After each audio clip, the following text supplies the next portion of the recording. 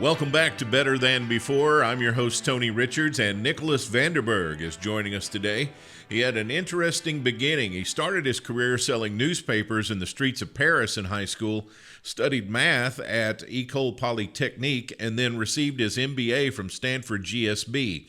He started and sold 3 tech companies with up to 65 employees and $11 million in revenues, and also ran sales for a $2 billion telecom firm, negotiating billion-dollar deals with companies like Google. Most recently, in 2016, he co-founded his 4th startup and presently is the CEO of software as a service firm, Chili Piper, a pioneer in buyer enablement. This company is fully distributed, leveraging global talent with employees in 28 cities and 14 countries. Its scheduling platform is used by Intuit, Square, Twilio, and more than 300 plus companies worldwide for multiple use cases, from connecting prospects to sales reps instantly upon submitting a form to automating their onboarding processes. Nicolas bootstrapped Chili Piper past $2 million before attracting $3 million in seed funding in 2019. And I'm happy to welcome to our show today Nicolas Vandenberghe. Nicolas, welcome. Thanks, Tony. Happy to be here. You bet. I'm so glad that we're able to have you on with all these wonderful accomplishments. And I'm sure you're a busy guy, so thanks for doing this today. Sure. So let me start out with going back to the bio I just read. So you're a 4-time serial tech entrepreneur, and so it hasn't been smooth sailing the whole time. Your 3rd tech startup, Floating Apps, was essentially put out of business by Salesforce after it acquired your only 2 competitors. So this forced you not only to rebrand your present successful startup, it literally got you back out there as CEO and closing a lot of deals. And you closed the first $1 million in revenues yourself in person for Chili Piper. So how'd you do that? How did I survive, or how did I close the first million? Both. How'd you survive? And I'm sure a lot of people want to know how you closed that $1 million. Yeah. I'll get to the million in a minute. I'll mention the first about the relaunch and rebranding, because it was extremely unusual what happened to us. We built, so I, as you mentioned, run large sales teams, and I could tell that the story between my sales team and the CRM is usually not a love story, right? They're usually salespeople hate to have to update the CRM. So eventually I thought, I'm going to crack that problem. We're going to build an intelligent assistant that goes into their email, their phone call, their calendar, and automatically smartly update the CRM, in particular Salesforce. And there was such a smart idea that 2 other companies had it at the same time as me, one in Israel and one in San Francisco. And we were all competing. And next thing, Salesforce decided to buy not only 1, but 2 of the companies. So one VP bought 1 company, and then Mark Benioff, the founders, bought the other company, which I had never seen happen in my life, where you have they buy all your competitor. So when that happens, it's fascinating, because everybody around me said, okay, well, your business is dead. And so that's when we say, okay, well, what do we do? And we thought we need to find a narrow problem that where we can build a solution quickly and get revenues quickly and just be back in existence. Because when something like that happens, it's very difficult to go to raise more money, right? Because people say, well, what happened? Things didn't work out. Why would I give you more money? So you really, on your own, you have to be resourceful and find a way to get revenue. So that's what we did. We picked a narrow problem around scheduling and the handoff between prospecting teams and sales teams. And we solved that problem, and we had our customers pay upfront annually. So we were able to bring in cash relatively quickly. We targeted the fast-growing companies, and that's how we got back to life, pretty much. We rebranded because we were doing something completely different. We went with it's funny, people say, why Chili Piper? Because the name for sure doesn't say anything about what we do. It's a play on word, and chili pepper and the piper, like he who pays the piper called the tune, and building pipeline. So we went with that new name, we went with a new energy, and we went after it. And to your question, how did we get to that first million? we had this strategy that I call the bullseye strategy. So it's something that I actually didn't invent. I borrowed it from LVMH in the fashion industry. So when I moved to New York in the early 2000s, Louis Vuitton was doing 150 million in revenues in the US. And they did something smart with that bullseye strategy. They started targeting famous people and get them photographed with the Vuitton bags. Then they got into these big cities and they got these celebrities come to parties with socialites, and they then photograph the socialites. And from there, it extended where everybody would see in the news these people who are very influential carrying Louis Vuitton, and that got them to $2 billion in revenues in 5 years. So I took a page from that book. It's called the bullseye because it goes in concentric circles, right? You first target the most important people, and then it naturally extends because they are very influential in the market. So we picked these companies. We went after some people. We went after companies with no business going after, because our third customer was Square, the payment company. And if you think it's very hard to get business from this type of company, but we put a lot of energy into it. Once we had Square as customer, of course, it was much easier to go to regular companies and say, look, these thought leaders use our product. Obviously, they know something that you don't know yet, but you're about to find out. You should buy our product. So that's how we did it, and that generated a lot of inbound. So a lot of companies came to us and say, hey, I just booked a meeting with Square. It was such a great experience. I saw it was powered by Chili Pepper. Can you tell me more about it? And then we'd close deals that way. So that got us all the way to $1 million in revenues. That's how we did it.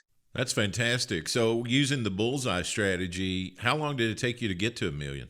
It took us 18 months. 18 months. So Yeah. do you remember what the average order was? We started, it was around $7,000 because we charged $300 a year a user, and we had a fair amount of companies just buying 10 or 12 licenses, so it was a 3,000, and then we're the bigger ones buying more like 50 or 80 licenses.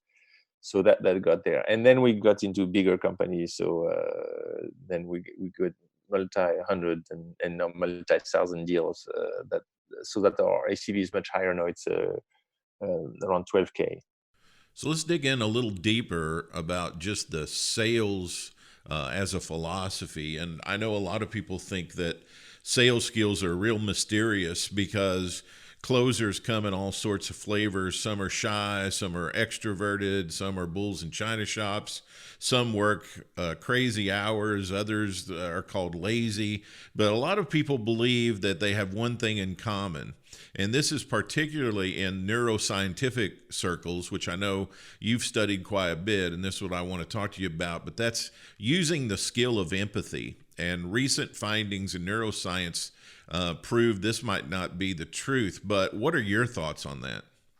No, absolutely. And you're exactly right. There's something fascinating about sales. There's a cliche view of a salesperson as somebody outspoken and loud and taking people for dinner. And when you have a performing sales team, you know very well that's not the case. Often introvert and shy people do extremely well in sales.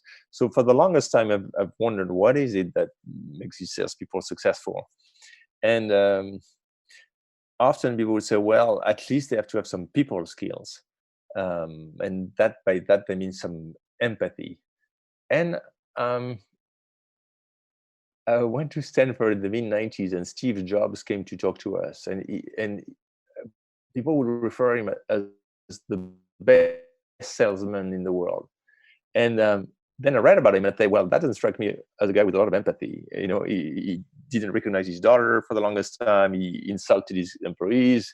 He's not. It doesn't come to mind and say, "Wow, there's so much empathy for the rest of the world." And yet he is very strong at sales. So it's only 10 years later, as I was attending some, as you mentioned, seminars on neuroscience, that some of their findings strike me. They found that there are two different skills: empathy and what they call theory of mind. Empathy is similar to contagion. Is the thought that you see somebody happy, you empathize, you happy also. Somebody sad, you empathize, you sad also. Where theory of mind is this much more cognitive ability to read the emotion of the other person and also read their motivation. So you do not need to feel joy or sadness. You just sense that joy, sadness is there, and you sense what motivates people to move. And what they found that's fascinating is that it's two completely different circuits in the brain. So if you put them in a big MRI, when people empathize, you see some part of the brain light up, and when people exercise their theory of mind, you see a different part of the brain light up. And that makes sense. It's just two different things. So it doesn't mean you can't have empathy to be a good salesperson, because it's something different. But you do need the theory of mind, and that for me, the nice thing about it is that it reconciles with the data. Right, the data. Why Steve Jobs or dear President Donald Trump does an amazing job at convincing people, and yet he's also not a big empathizer. Right, so he has something. He's able to read things in a way that helps him be so convincing. And that concept of theory of mind and that neuroscience behind it just puts all the pieces together. So let me see if I understand this correctly. So theory of mind is my ability to recognize it in others, but yet not be affected by it myself. Is that right? No. It doesn't matter if you're affected or not. Affected is a different issue. It's the ability to recognize in others in a very fine level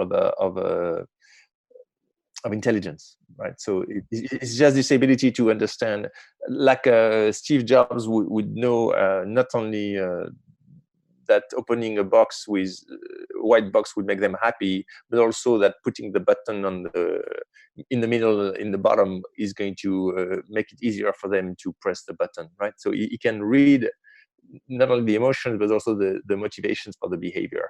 And that's intelligence, that theory of mind. So the theory of mind, I'm just getting this down for myself, but theory of mind is I have the ability to recognize it in others, but I may not have it. Is that right? Yeah, that's right. That's right. You may not feel that emotion, but you recognize it in others. Yeah. I see. Okay. So taking this back to the sales application, so you have to understand and take into account these emotions from other people, but you're not necessarily affected by it. Is that right? Yeah, that's exactly right. So how do you apply this in sales? I mean, use the Trump example. How else? What's another example? Yeah, right. I did not hire Trump to be my lead salesperson, although you'd argue that you would do well. So that's a good question. Now that we have this piece of knowledge, is how do we make it work, right? So on multiple levels. First is you want to recruit people who have that skill, because or that talent, because that's something that's very difficult to acquire. So we do more emphasis on role play in our recruiting process, and the role play is very much we put in situations where there's something happening, and the candidate has to recognize what's happening in the motivation factor. So do a really good job at that discovery stage. Then we do a lot of coaching at Chili Pepper with our sales team, and the coaching is very much also focused on this ability to understand where the prospect is going. We call it motivating the champion. So understanding what emotion is going to help the prospect move in the right direction. And that what we found is that there are many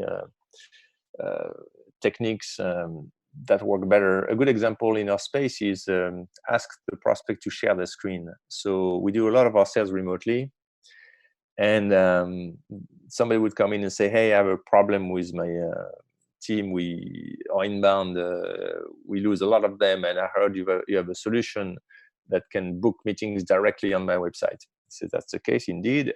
And instead of just going straight into the demo, right, when you show the our solution, we say, but why don't you show me how it works today and share your screen?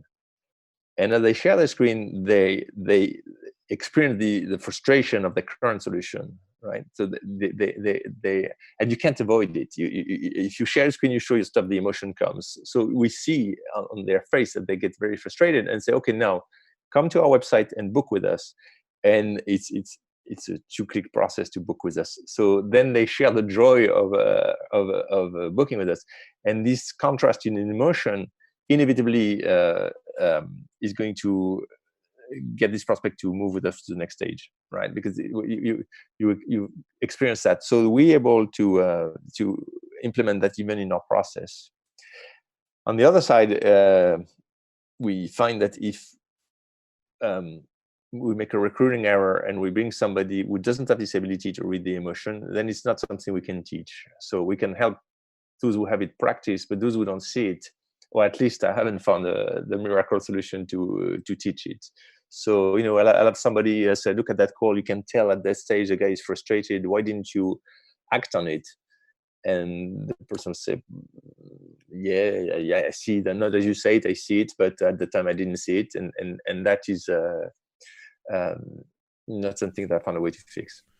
So you're looking for people. So when you're in the hiring process, you're looking for people who can identify these emotional traits or whatever in the other person, and then they have rapport and bonding skills then? Well, yeah.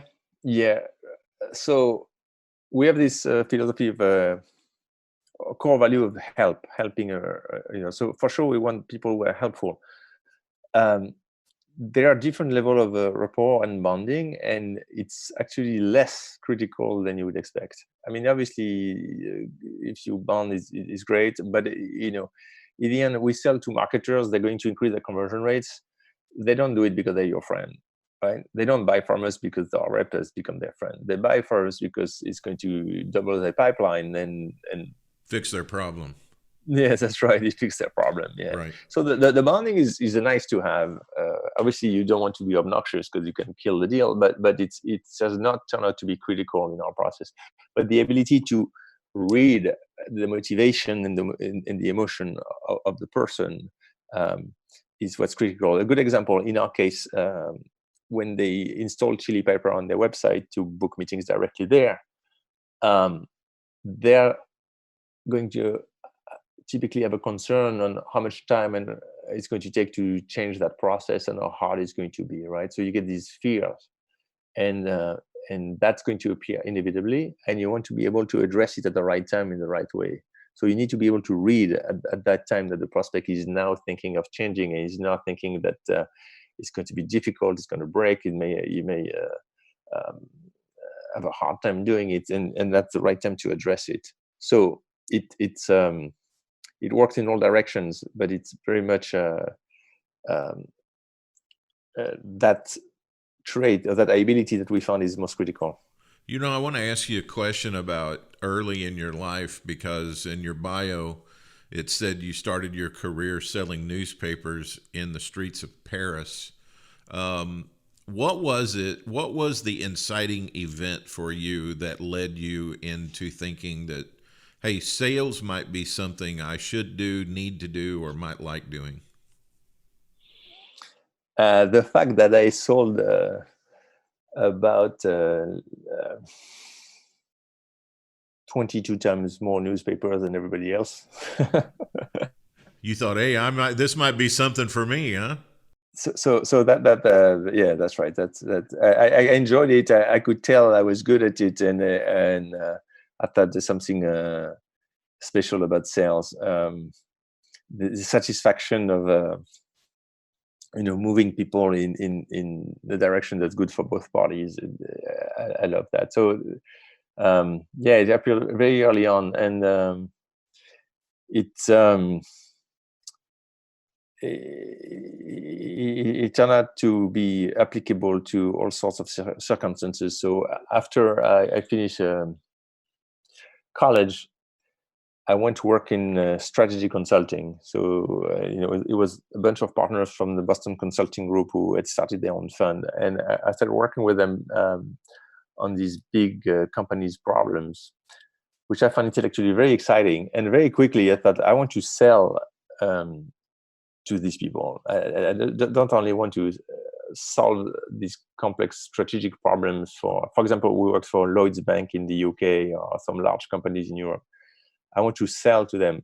And I was 26, I think, when I sold my first $1 million deal to one of these big European conglomerate. And I just love that process. It was just in me. Well, there's something exciting about providing solutions for people and also providing them with something that they need or solving a problem. Let me ask you this. Let me ask you this question.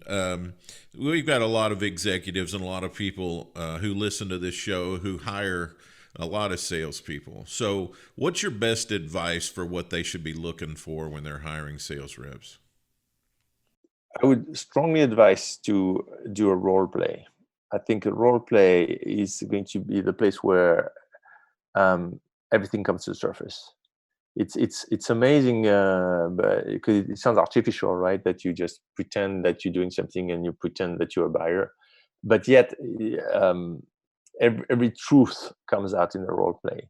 So that would be my number one advice. The flip side of the coin is that I would also advise to discount how they portray their past experience. So every account executive or every SDR who comes to us says, I was the top SDR, I was the top sales guy. Or they'll show you things that close so many deals. And then if you dig further, you know that it's a twist on the truth, or maybe it's the truth, but there was some particular context, and that data is actually unreliable. So it's pretty much, you can ignore what they say about their past, get them to do a role play, and everything will come out. That's what I would advise everybody who's hiring a salesperson to do. And do you videotape or record it, or? Yeah, videotaping is a good idea so that you can look at it with more distance and read again and how people reacted it. But even if you don't videotape it, things come out very quickly. Like you get people who get angry on the call, on the role play, even though they like scream at you, even though they know the interview process and they know they're not supposed to scream at obviously the hiring person, but it's just the role play that takes over and they do it. So you get the feedback very immediately. Nicolas, I am very, very appreciative of you scheduling out some time to visit with us today. My pleasure. Thank you very much, Tony. Receive weekly coaching tips from Tony Richards, delivered straight to your inbox. Whether you're a CEO or an entrepreneur, Tony can help you reach your goals and give you a competitive edge within your industry. Tony's Monday morning coaching memo covers topics ranging from leadership development to teamwork to company culture and more. Text the word leadership to 38470 to sign up for Tony's Monday morning coaching memo, or sign up online at clearvisiondevelopment.com.